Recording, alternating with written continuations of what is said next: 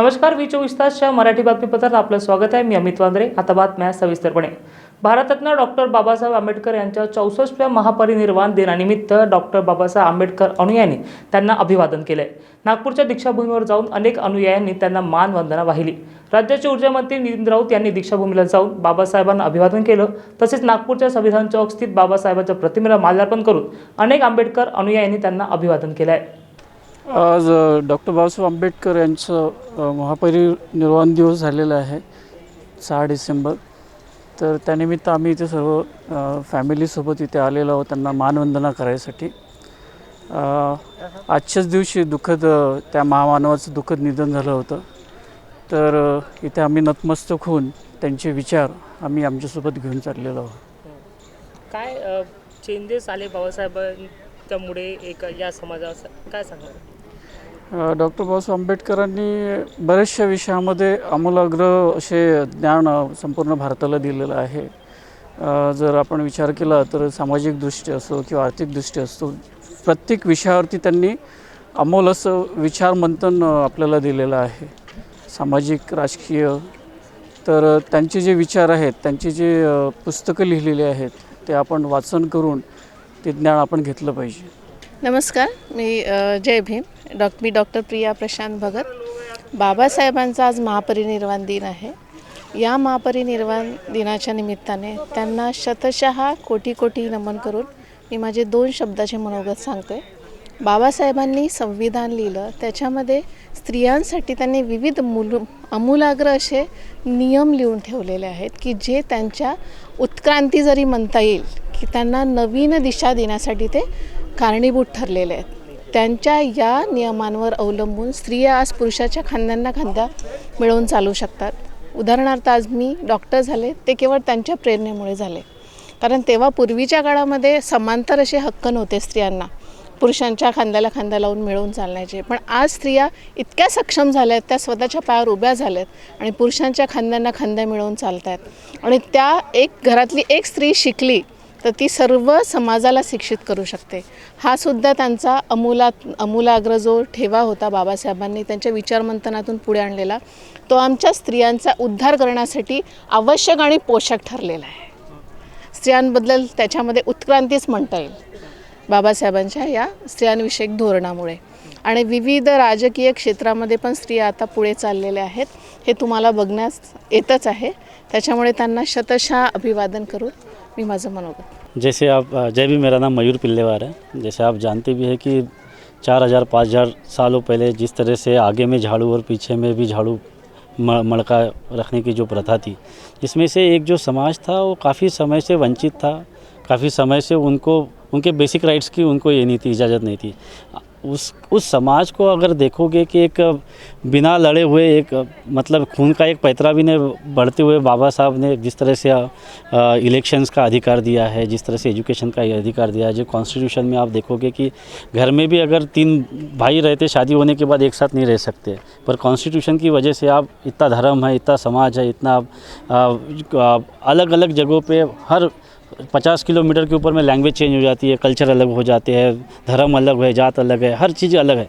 पर संविधान जो बाबा साहेब ने बनाया है उसके आधार पर सब हम एक भारतवासी लोग एक साथ रहते हैं, एक साथ आगे बढ़ते हैं, एक साथ समाज को आगे लेके चलते हैं। यदि बाबा साहब नहीं रहते तो आज शायद से मैं भी MBA नहीं पढ़ सकता, मेरे दोस्त एक IT कंपनी के मालिक है, वो नहीं बन पाते हैं। कि जिस समाज को हमेशा दुत्कारा जाता था, जिस समाज को हमेशा किसी मेन स्ट्रीम में नहीं लाया जा सकता था, आज वो समाज डंके की चोट पे आगे बढ़ रहा है। आज की वजह से हमारे समाज के लोग राष्ट्रपति बन चुके हैं, CM बन चुके हैं। यहाँ पे छोड़िए कि हमारे बहुत सारे जो अम्बेडकर एसोसिएशंस है, जो आना एसोसिएशन है, अम्बेडकर इंटरनेशनल मिशंस है, जो पूरे कंट्री में काम कर रहा है। तो हम भी उसी इंटरनेशनल मिशन से जुड़े हुए लोग हैं, जो हम भारत में भी काम तो करते हैं, पर साथ साथ हम इंटरनेशनल लेवल पे भी काम करते हैं, ताकि हमारा जो जितना भी ग्रुप है, जितना भी हमारा युवा वर्ग है, एक साथ जुड़ा रहे। और इसके साथ साथ एक काम बहुत इंपॉर्टेंट है कि बाबा साहब ने कॉन्स्टिट्यूशन दिया है। बाबा साहब अभी एक सूरज की तरह थे, वो आज वो सूरज हमारे बीच में नहीं है, परंतु उसकी जो किरणें हैं, जैसे मराठी में कहा गया है की दुनिया का सबसे म्हणजे सगळ्यात मोठा ऊर्जेचा स्रोत कोण आहे तो सूर्य आहे। तर आमच्यासाठी ऊर्जेचा स्रोत म्हणजे बाबासाहेब आहे। तो बाबा साहब वो किरण हमारे दिल में दे चुके हैं। आज इतना उनका राइटिंग है, स्पीचेस है, बहुत सारा उनका काम है आज अधूरा पड़ा है। तो उसके माध्यम से हमारे युवा वर्ग को मैं ये भी बताना चाहता हूँ कि हम लोग एक साथ जुड़ के एक ऑब्जेक्टिव को लेके, एक मिशन को लेके आगे बढ़े, ताकि क्या है कि हमारे आने वाली जनरेशन के लिए हम एक नया एक मार्ग दे सकते हैं। एक और बहुत सारा, जैसे बहुत आप भी मीडिया के माध्यम से भी बताना चाहता हूँ कि बिखराव काफ़ी है पर विचारधारा एक है। विचारधारा एक आने की वजह से ना हम लोग आर्थिक, सामाजिक और राजकीय हर क्षेत्र में आगे बढ़े। यही मैं आपके आज के दिन बताना चाहता हूँ। और हम लोग सक्सेस करेंगे अगर हम अपनी लाइफ में अच्छा करेंगे, तो हम बाबा साहब को अच्छी श्रद्धांजलि देंगे। Thank you. आणि जे बाबासाहेबांचे जे विचार आहात, शिका, संघटित व्हा आणि संघर्ष करा, हे बाबासाहेबांच्या विचारावरच चालले पाहिजे, एवढंच बोलून त्यांना. परमपूज्य डॉक्टर बाबासाहेब आंबेडकर यांची आज 64वी पुण्यतिथीनिमित्त आम्ही दीक्षाभूमीला भेट देण्यासाठी आलो. आणि दीक्षाभूमीला भेट देण्याचे कारण की डॉक्टर बाबासाहेब आंबेडकर यांनी जे समाजाचे जे वंचित जे लोक आहे त्यांच्यासाठी भरपूर कामं केले आहे. त्याच्यामुळे त्यांना अभिवादन करण्यासाठी समाजातले म्हणजे भारतामध्ये इतके पण भारतातल्या कानाकोपऱ्यातून लोक अभिवादन देण्यासाठी इथे दरवर्षी येतात. पण यावर्षी आता कोरोना असल्यामुळे लोकांचे याचे प्रमाण थोडे कमी झाले आहे. तरी आता संध्याकाळपर्यंत भरपूरचे लोक इथे येतात. माझं नाव सुशीला बुद्ध भगवान भगत आहे. मी गडचिरोली जिल्ह्यातील अहेरी तालुक्यातील रहिवासी आहे आणि मी आज इथे दीक्षाभूमीवर आलेली आहे. तर बाबासाहेबांच्या आधी जे परिस्थिती होती ती गुराढोरासारखी होती आणि जेव्हा बाबासाहेब शिकून आम्हाला ह्या म्हणजे गुलामगिरीमधून काढले, तर आज आम्हाला संविधानाच्या माध्यमातून म्हणजे आझादी मिळाली आहे, स्त्री पुरुष समानता मिळालेला आहे. संविधानाच्या माध्यमातून आम्हाला शिकण्याची पण संधी मिळाली आहे आणि आज सर्व क्षेत्रामध्ये जो समाज किचकटलेला होता, किचडात होता, तो समाज आज समानतेने म्हणजे बरोबरीने उच्चवर्णीयाच्या बरोबरीने वागत आहे. ही फार मोठी बाबासाहेबांनी आम्हाला संधी दिलेली आहे. समजा जर बाबासाहेब नसते, आजही परिस्थिती आम्हाला गुराढोरासारखीच असती. आणि म्हणून बाबासाहेब एक महापुरुष म्हणून जन्माला आले आणि त्यांनी एकाच समाजासाठी निवडक काम केलेलं नाही, तर या भारतामध्ये जे काही समाज आहे त्या सर्व समाजाकरिता त्यांचं जे संविधान आहे, जे अनेक कायदे आहेत, ते सर्वांसाठीच सारख्या प्रमाणात केलेलं आहे. मुख्यतः सांगायचं झालं तर स्त्रीलासुद्धा गुलामीचं जीवन होतं, मग ती उच्चवर्णीयाची असो की नीचवर्णीयाची असो, तिलासुद्धा हिंदू कोड बिल म्हणजे पास करून समानतेचं वागणूक दिलेलं आहे. असे हे महामानव जन्माला आल्यामुळे आज आम्ही माणसासारखे माणूस म्हणून जगत आहोत आणि त्यांच्याच विचाराने, त्यांच्याच प्रेरणेने आम्ही पुढे जात आहोत. आणि आज इथे येण्याची संधी म्हणजे खूप इथे गर्दी असते भारतामधून, परंतु कोरोनामुळे इथे आजची जी परिस्थिती बघत आहोत तर ते फार कमी आहे. आणि याच्यामध्ये शासनाने सुद्धा म्हणजे बंदीच दिलेली आहे कोरोना असल्यामुळे. आणि अशा दृष्टिकोनातून आजचा हा महापरिनिर्वाण दिन त्यांचा सर्व जगभरात घरात साजऱ्या रीतीने होत आहे आणि बरेचसे लोक इथे सुद्धा आलेले आहे. जय भीम. डॉक्टर बाबासाहेब आंबेडकर ह्या देशाचं रत्न आहे ही जगाला माहीत आहे. आणि ह्या डॉक्टर बाबासाहेब आंबेडकराचा महापरिनिर्वाण दिवस आहे. आणि डॉक्टर बाबासाहेबांनी या देशावर सगळ्यात मोठा जर उपकार कोणता केला असेल तर ह्या देशामध्ये भारतीय संविधान दिलं. भारतीय संविधानाच्या माध्यमातून ह्या देशाचा जन्म झाला, नवीन जन्म झाला देशाचा. आणि आज डॉक्टर बाबासाहेब आंबेडकरच्या महापरिनिर्वाण दिनानिमित्त आंबेडकरी विचारमूर्तींनी फार मोठी अशी श्रद्धांजली दिली. आणि ह्याचं मुख्य कारण हे आहे की आज आम्ही महापरिनिर्वाण दिवस संविधान अंमलबजावणी शपथ दिवस म्हणून पाळलेला आहे. की संविधानाची अंमलबजावणी ही आमच्यासाठी फार महत्त्वाचा विषय आहे. आणि आज आमच्या शेकडो कार्यकर्त्यांनी महाराष्ट्रातल्या एक शपथ घेतली आहे की आम्ही आता जे काही करून आम्ही राजकारणाला बाजूला ठेवू, आम्ही राजकारणाच्या भानगडीत पडणार नाही, परंतु भारतीय संविधानाने जे आम्हाला मूलभूत अधिकार दिले आहेत, जी लोकशाही दिली आहे, ती लोकशाही साबूत ठेवण्यासाठी आणि लोकशाहीचा विजय करण्यासाठी संविधान अंमलबजावणी शपथ दिवस म्हणून आम्ही पाळलेला आहे. आणि संविधानाची अंमलबजावणी जर झाली तर ह्या देशामध्ये आम्हाला सत्तेची सुद्धा आवश्यकता पडणार नाही. आमची सत्ता कधी येत नाही हे आम्हाला माहीत आहे, परंतु लोकशाही आणि देशाच्या संविधानच आमची सत्ता आहे आणि जेव्हापर्यंत या देशामध्ये लोकशाही जिवंत राहील तेव्हापर्यंत ह्या देशाचा सामाजिक, शैक्षणिक, आर्थिक सगळ्या प्रकारचा विकास हा लोकशाहीमध्ये दडपलेला आहे आणि यासाठी लोकशाहीची अंमलबजावण्यासाठी आमचा हा संकल्प सफल दिवस आहे. परमपूज्य डॉक्टर बाबासाहेब आंबेडकर यांना सर्वप्रथम मी भावपूर्ण विनम्र अभिवादन करतो. आणि आज आपण जो सगळा जनसागर इथे बघता आहात याचं हेच प्रतीक आहे की डॉक्टर बाबासाहेबांवर अमाप असं अतिम श्रद्धा डॉक्टर बाबासाहेबांवर. कारण डॉक्टर बाबासाहेब नसते तर ह्या दलित समाजाचा नव्हे हा शब्दच वापरणं चुकीचं आहे, संपूर्ण या देशातील मानवतेचा उद्धारच झाला नसता हे आपण या दिनानिमित्त सांगणं गरजेचं आहे. कारण डॉक्टर बाबासाहेब आंबेडकरांनी जे संविधान या देशाला दिलं, सोन्यासारखी घटना, राज्यघटना या देशाला अर्पण केली, ते सार्वभौम आणि सर्वांच समाजासाठी ती एकमेव असा ग्रंथ आहे देशाचा की त्यावरच हा समाज, हा देश जिवंत आहे. आणि म्हणून आज डॉक्टर बाबासाहेब आपल्या नसते, डॉक्टर बाबासाहेब आंबेडकरांचे विचार नसते तर हा जो मानवी दृष्टिकोन आहे हा जिवंत राहिला नसता. जर हे आपण जर बघितलं तर या देशामध्ये जी व्यवस्था होती, जे जातीय व्यवस्था, अस्पृश्यता, जे आर्थिक गुलामगिरी, हे सगळ्या ज्या व्यवस्थेला ज्या आपण जखडून होतो त्या जर बेड्या कोणी तोडल्या असेल, अन्याय अत्याचाराचा आजही सुरू आहे आणि फक्त त्याला विरोध जर कुठला असेल तर ते फक्त डॉक्टर बाबासाहेब आंबेडकरांचे विचाराचे अनुयायीच करू शकतात. म्हणून डॉक्टर बाबासाहेबांचा या जर आपल्याला डॉक्टर बाबासाहेब आज आपल्यामध्ये हयात नाही, परंतु संपूर्ण जगात त्यांचे विचार आज हे जपल्या जात आहे, हेच खरी डॉक्टर बाबासाहेब आंबेडकरांना अभिवादन होईल असं मी समजतो. बघा, आज 6 डिसेंबर आहे, डॉक्टर बाबासाहेब आंबेडकरांचा 64वा महापरिनिर्वाण दिवस आहे.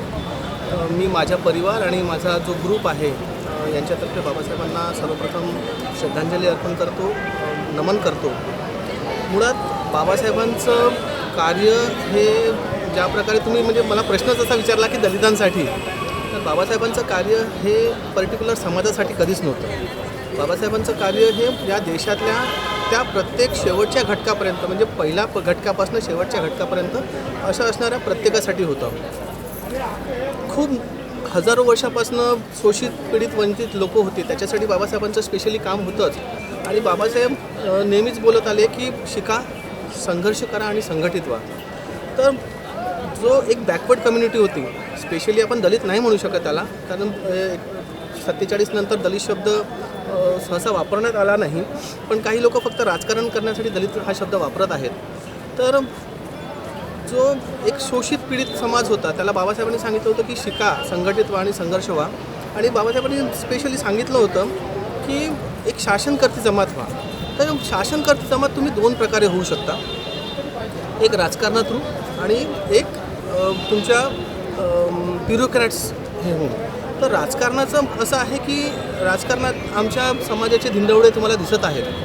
म्हणजे एक पार्टी होते, त्याला तिथे एक फाटा फुटतो, मग दुसरा फुटतो. तर त्याच्यामुळे राजकीयदृष्ट्या आम्ही अजूनही त्या शासनकर्ती जमात होण्यापर्यंत आम्ही पोचू शकलो नाही आहे. ही खूप मोठी शोकांतिका या समाजाची आहे. आणि नुसतं म्हणजे बाबासाहेबांना मानणाऱ्या महार किंवा SC समाजाची नाही, तर इवन OBC समाजामध्ये पण तुम्हाला ते दिसून येतं. एक फक्त या देशामध्ये एक पर्टिक्युलर पार्टीच्या पर्टिक्युलर विचारधारा आहे, ती या तिथे एकत्रीकरण झालेलं आहे. त्याच्यामुळे ते शासनकर्ती जमात आहे, आज शासन करत आहेत आमच्यासोबत. आणि ते एकत्रित असल्यामुळे त्यांनी त्यांच्या पद्धतीने या देशाला फिरवण्याचा जे प्रयत्न सुरू आहे, नाही का. म्हणजे बाबासाहेब नसते तर घटना नसती, आणि घटना नसती तर हा देश ज्या प्रकारे विविध याच्यामध्ये विभागला होता, विविध प्रोव्हिन्सेसमध्ये, नाही का. तर ते झालं नसतं. आणि आज ज्या हा विखुरलेला भारत, ज्याच्यामध्ये अनेक भाषा, अनेक धर्माचे लोक, अनेक पंथाचे लोक, अनेक म्हणजे वेगवेगळ्या पद्धतीचे लोक एकत्र राहतात, याचं फक्त एक आणि एक कारण बाबासाहेबांची घटना आहे. ही नसेल तर हा देश पुन्हा एकदा विखुरला जाईल. आणि ही विखुरलं न गेलं पाहिजे, ही जबाबदारी आहे शासनकर्ती जमातीची. आणि यंदा जी आता सध्या शासनकर्ता जमात आहे आमच्या देशावरची करत आहे, ती ही घटना मोडण्याचा खूप मोठा प्रयत्न करत आहे. अशा वेळेस बाबासाहेबांचं जे म्हणणं होतं की शासनकर्ती जमात व्हा, तर राजकारणाच्या दृष्टीने जर आम्ही आज एकत्र आलो नाही तर खूप मोठा प्रॉब्लेम होऊ शकतो. या देशाला पुन्हा एकदा राजकीय म्हणा किंवा सामाजिक पारतंत्र्यात जावं लागू शकतं. दुसरी एक बाब आहे की ब्युरोक्रॅट्समध्ये. तर ब्युरोक्रॅट्स व्हायसाठी तुमच्या बॅकवर्ड कम्युनिटीच्या पोरांना UPSC MPSCचं योग्य मार्गदर्शन झालं पाहिजे, तेव्हाच ते ब्युरोक्रॅट्स होतील. आणि तुम्ही बघा की राजकारणी लोक फक्त 5 वर्षासाठी असतात, पण ब्युरोक्रॅट्स हे लाँग टर्म्स असतात, 30 इयर्ससाठी. आणि पॉलिसी मेकर्स हे ते असतात बेसिकली. तर आज आमच्या समाजाला म्हणजे बाबासाहेबांना मांडणाऱ्या त्या प्रत्येक घटकाला आम्ही ब्युरोक्रॅट्स व्हावं या दृष्टीने जर आम्ही प्रयत्न करत गेलो तर कदाचित शासनकर्ती जमात होणं हे शक्य होईल.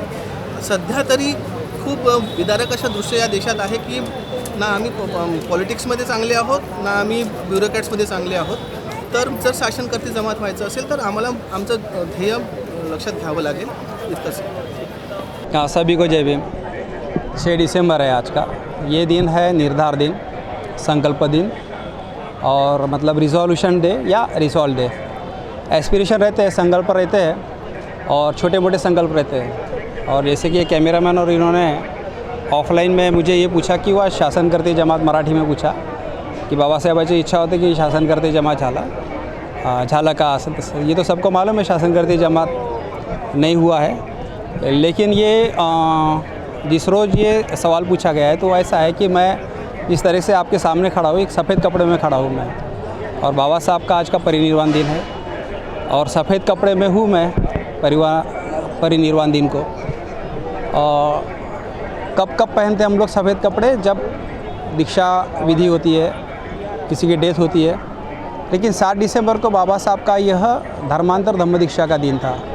मतलब 10 लाख लोगों ने इकट्ठे हाथ खड़े किया ऊपर में और 10 लाख लोगों ने इकट्ठे दीक्षा लिया. दुनिया के हिस्ट्री में 10 लाख लोगों ने हाथ ऊपर किया ऐसा कोई घटना नहीं. जब एक वाक़या आया 7 दिसंबर को और दादा साहेब गायकवाड़ इन्होंने कहा कि 16 दिसंबर को मुंबई में दीक्षा विधि थी, बाबा साहब 14 तारीख को आने वाले थे और उसके पहले ही आ गए. तो क्या आप लोग तैयार हो? तो 10 लाख लोगों ने हाथ ऊपर करे. कुछ लोगों ने, कुछ पेपर ने, कुछ मीडिया ने, आप जैसे मीडिया ने उस टाइम का जो आंकड़ा है, जिन लोगों ने हाथ खड़ा किया 7 लाख लोगों ने, 12 लाख लोगों ने और 15 लाख लोगों ने. हमारा जो प्रबुद्ध भारत का जो पेपर चलता है, उन्होंने 10 लाख लोगों ने हाथ खड़ा किया. यह एक जिक्र आता है. मतलब ये कि डेड बॉडी को हाथ लगा के हमारे लोगों ने दीक्षा लिया. यूनिक घटना. ना मोहम्मद पैगंबर के टाइम में हुआ ये, ना जीसस के टाइम में हुआ, ना खुद तथागत के टाइम में हुआ ये यूनिक घटना हुई. मतलब अंबेडकर डेड इज स्ट्रॉन्गर दैन डॉक्टर अलाइव. यह एन शिवराज का उस रोज़ का स्टेटमेंट था. और डेड अंबेडकर जो है यह ज़्यादा भयानक, ज़्यादा स्ट्रॉन्ग है जिंदा अंबेडकर से. यह उस रोज़ हाथ लगा के लोगों ने जो दीक्षा लिया उसका ये सबूत है.